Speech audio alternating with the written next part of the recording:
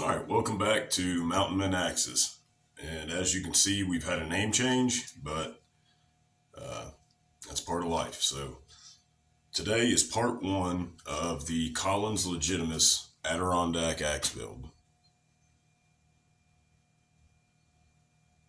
So before I put the head on the handle, I want to fix up this head a little bit. So I want to do a little work, maybe wire wheel, steel wool, Scotch Brite. I really like the way a Scotch Brite and WD-40 makes the axe head look. So that's what I'm going to do first.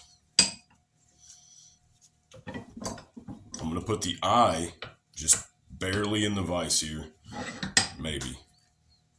I may do something else. Let's see what we can do. That's what I like about having this as a, I think it was Big Life had said it's a Coachmaker's vise. Okay, so now we're in there. We got several points of contact.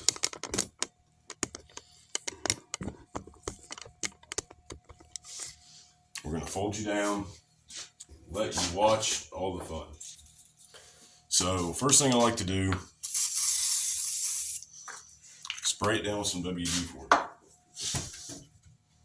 The next thing I like to do is hit it with a little bit of Scotch Brite.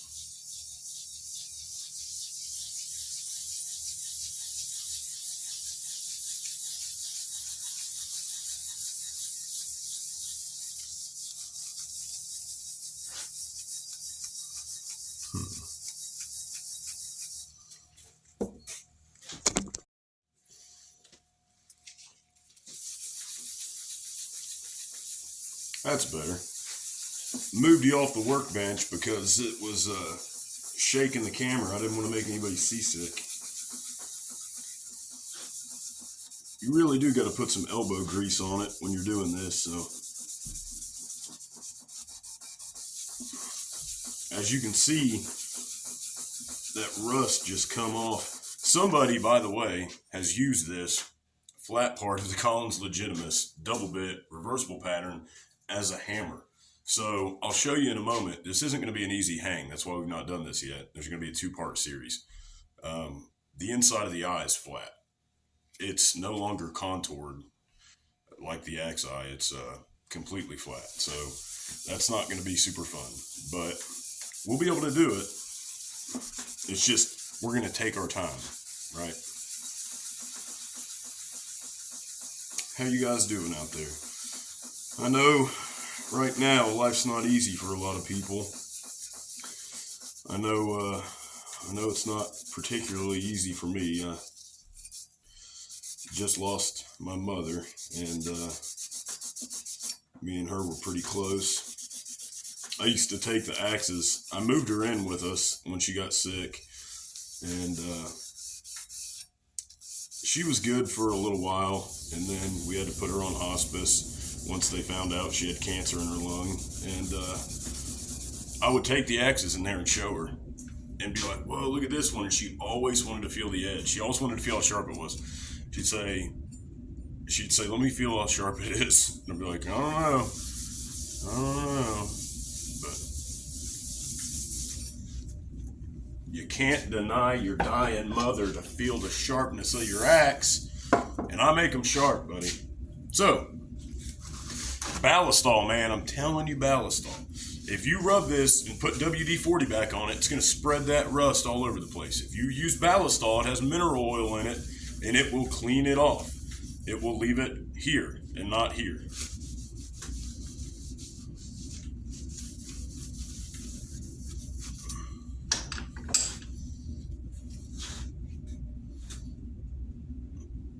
I'd say that's acceptable.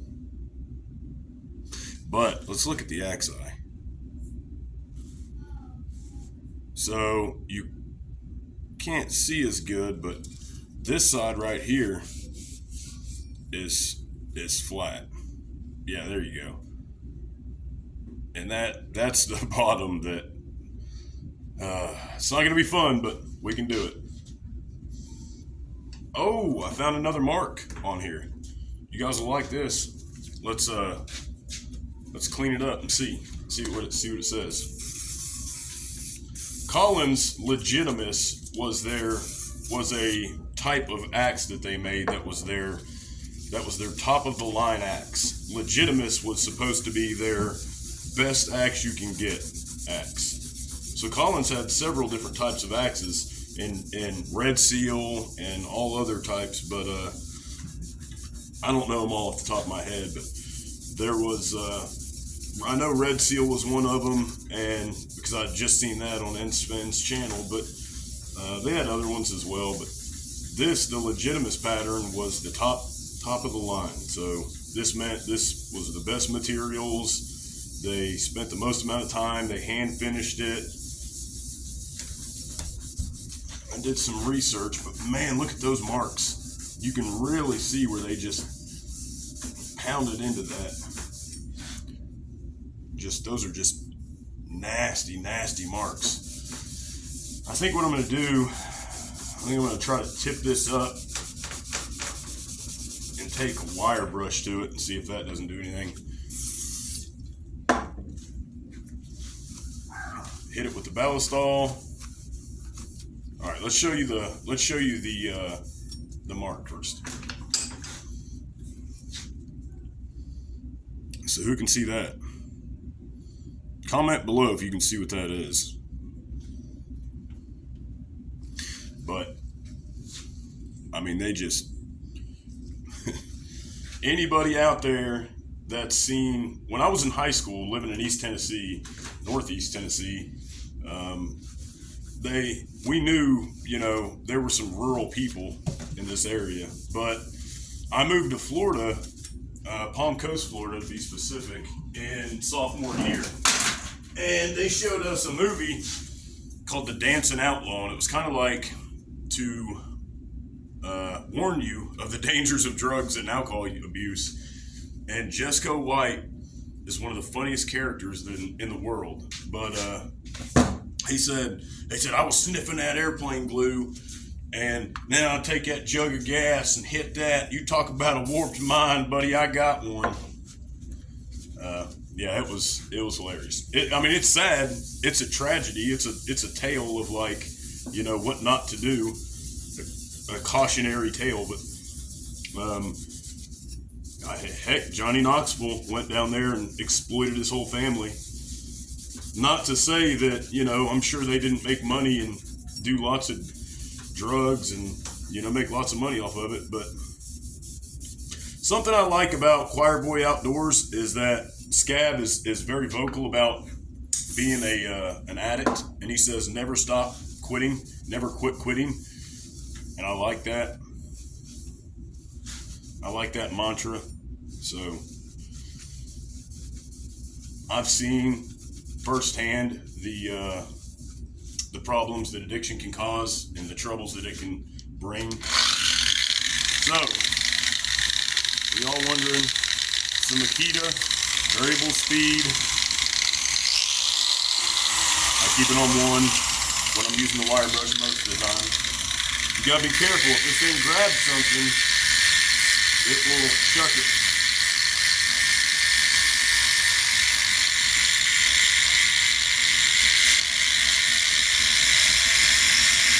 Or chuck you. Like wearing a shirt like I'm wearing today would usually not be recommended. Doing granite work, I've used one of these for the past 15 years every day of my life, so I'm very comfortable with it. But my buddy Hunter, we were doing granite. We were in Knoxville, Tennessee, and we were on site at apartments that had probably 1,000 units in it, and they had crated granite set there for us to fabricate and then install. So we had to each unit go measure, fabricate. It was supposed to be prefabbed, and then we just installed it, but turned out we had to do fabrication, cutouts, all that. Well, he's sitting there, polishing like this, and he had hoodie strings on, and it came up and knocked his front tooth out. And he turned around and had like blood dripping. I didn't know what was going on. And I was like, oh, dude, quit playing, get back to work, And he was very upset, needless to say. And I've had similar things happen, so be careful with the Makita. or with any angle grinder at all. I know Whiskey River likes to use theirs. That's good. They like to use that flap wheel. Brandon does. It works. That's fine. I just want to get inside these dents.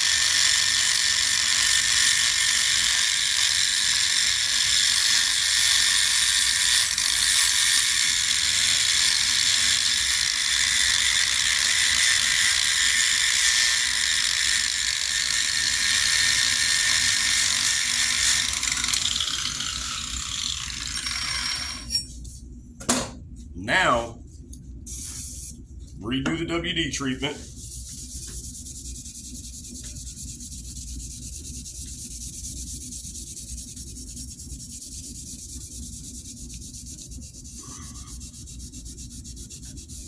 If you have pitting in your axe and you leave rust in that pitting, it will continue to rust. It will not just stop rusting because you got it out from the elements. It will continue to rust.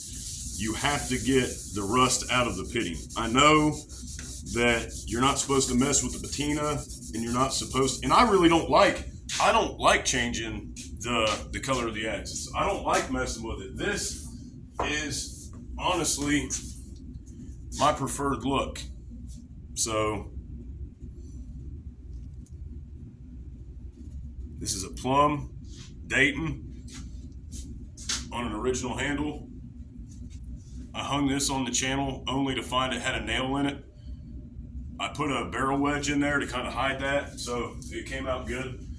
But yeah, I mean, honestly, I don't really like to buff them, to sand them. There's channels out there that completely restore these things, and they look beautiful.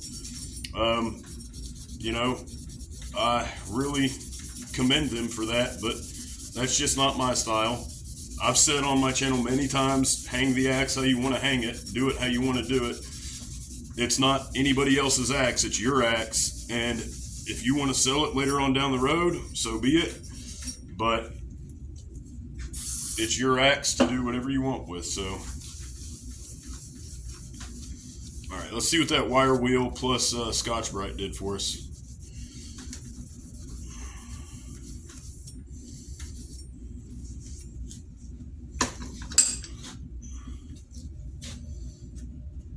Yeah, that's much better. I mean, I wasn't able to get all the dark points out of there because some of those dark points are just the color it makes metal when it bends. So, can we see that any better now? I don't know. But, all right. So now, we're going to take a look at the top of the axe. I've already taken a die grinder to the top of it and smoothed everything out the best I could without going too deep.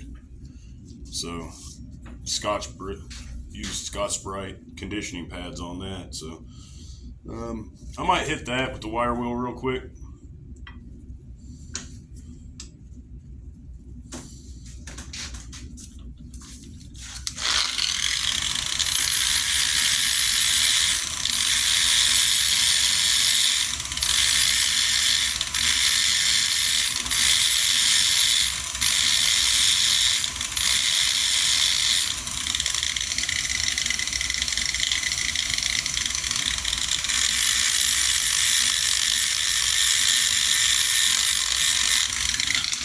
Oh yeah. Oh yeah. Beautiful.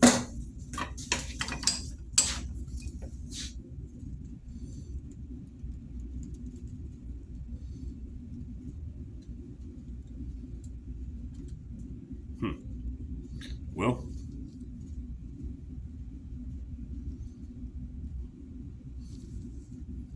good crisp stamp. All right, so for me, that is more than acceptable.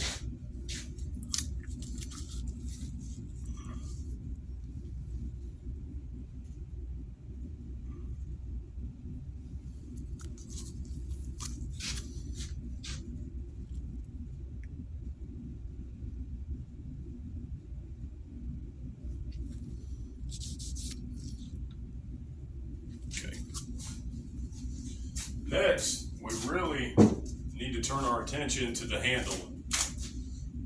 I've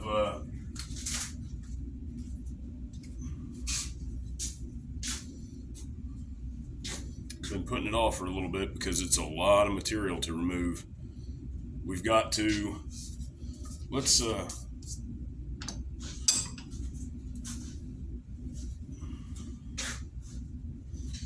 get it in the vise here and see.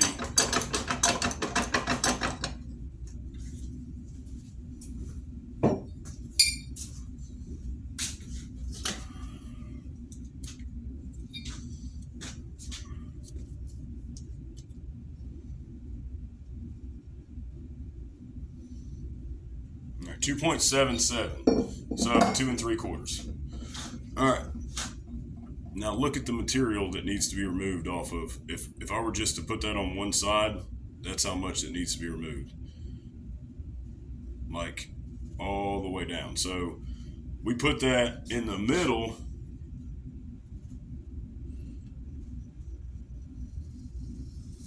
It's almost like a pencil. That's actually pretty perfect. So now I can actually make my marks with my pencil. And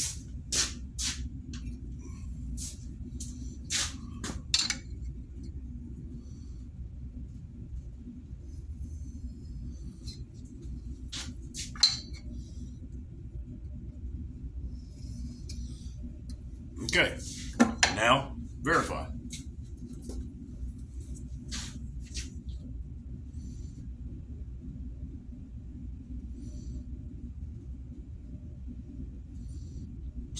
.72. It's beautiful. So if we just go a little bit heavy on that, then it'll be fine. Leave the line is what we say in the industry. Take the line, leave the line, leave the line. So we'll leave the line, and that will look beautiful. Can you see? Yes. Okay. Start off with a spoke shave.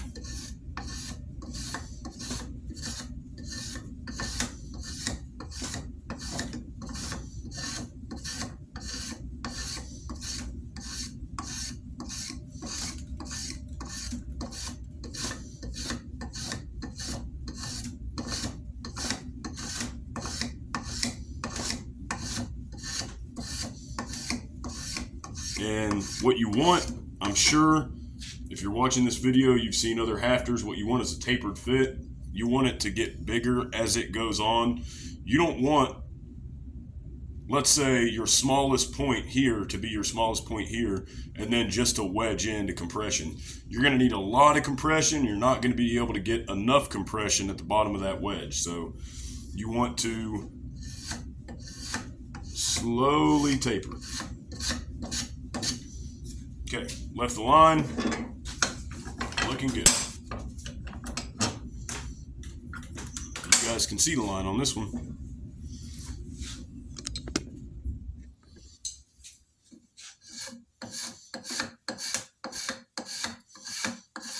This is a Dunlap spoke shave, vintage Dunlap spoke shave I picked up on eBay for like 14 bucks. It works great.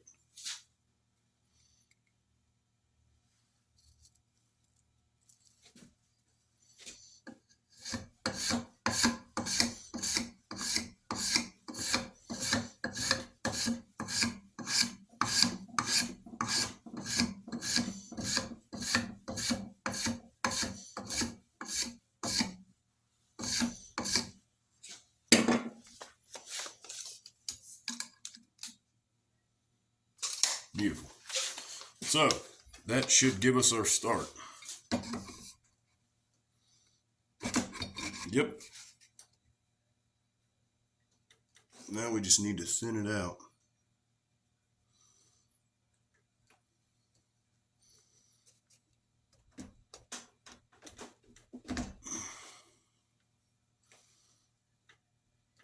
What worries me is the flat end of this. So that's what worries me, is how flat this is inside. That's going to be a problem. But We will make it work. They call these a reversible pattern because this side of the eye measures the exact same as this side of the eye. So when this toe gets worn out, you can flip it and use this toe. So right now, the way I'm going to have it is with the Adirondack handle pointing up and the Collins Legitimus pattern on that side. So even though it fits what it needs, I don't ever put my axe handle or my axe head on my work table because I've learned the hard way that while working, it will throw it off. It needs to be thinned out.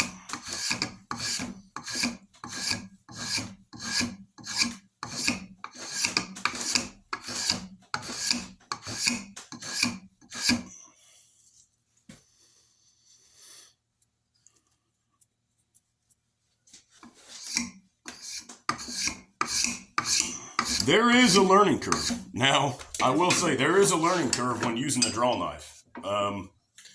I definitely had to go through a learning curve. So, just getting used to using a draw knife and understanding. So, while I was using the draw knife, I was trying to like get the blade right here and dig. You need to let it rest on both surfaces. So, I'm letting it rest on both surfaces. Watch. And I'm just pulling it forward. Both, I'm flat, pulling it forward. Both. I'm not digging in on this or pushing too forward on this. I'm flat. That's the beauty of the spoke shape. I found it. I found the beauty of the spoke shape. I did not know it before. Now I do. I'm quite happy about that. Because I was using a draw knife. You guys know, on all my videos, y'all are watching as I transition into different tools. I was using a draw knife for pretty much 90% of the thinning of the axe side. So,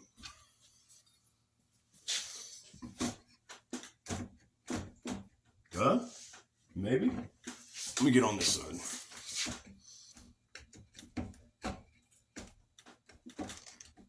It's so flat right there. It doesn't want to take it.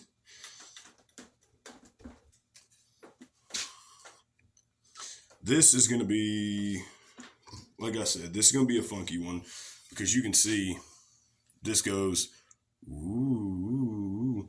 Now, I could try to die grinder that out until it's this shape, but I'm not gonna. I'm just going to take material, although I don't want to mess up. This is my one and only Adirondack handle, so I really don't want to mess that up, but we'll just take some material here.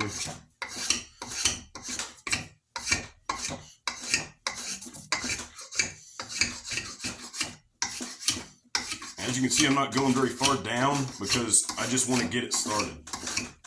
Once I get it started, I'll find out where I need to remove material. This is obviously tearing out on this side pretty good, so also another reason why I don't want to go very far down.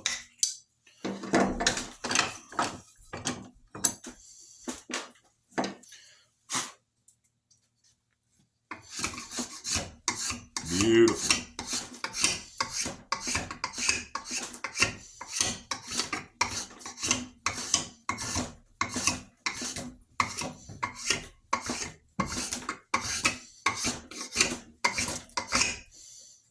So we're going to get tear out no matter what, and I think that's due to the fact that this is lipped. This is actually wider up here, which is no bueno. But this is an eBay handle. It's not something I spent a terribly egregious amount of money on, but nevertheless,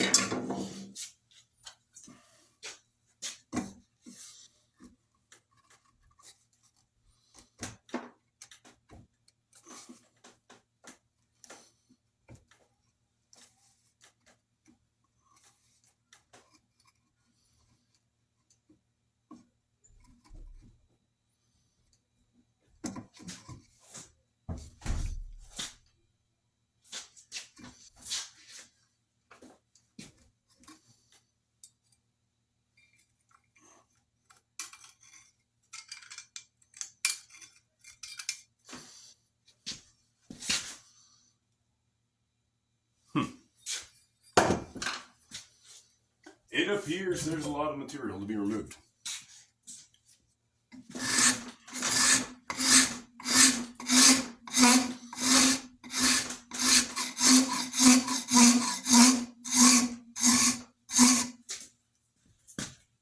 To prevent that noise, we will grab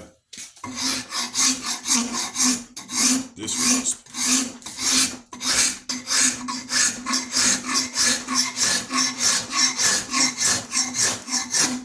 This is the Nicholson rasp. Smooth. Actually, it says smooth rasp on it, but it's like a hoof rasp is what it is. Horseshoe rasp, hoof rasp.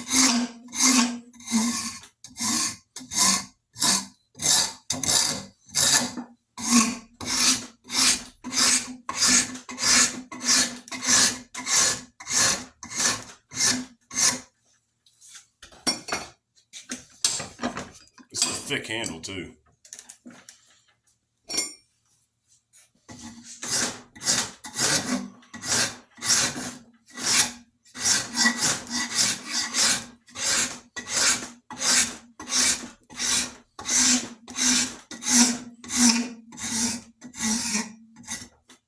Easy, baby.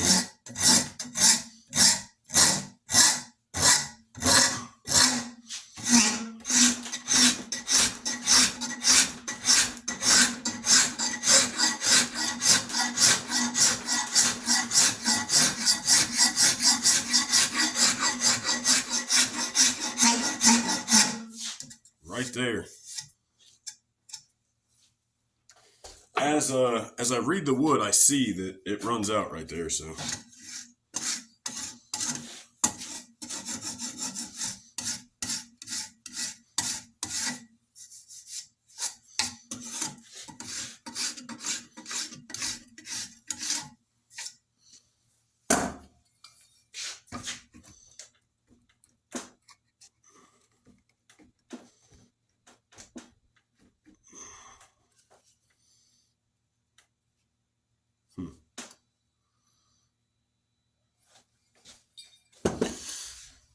Follow along for part 2.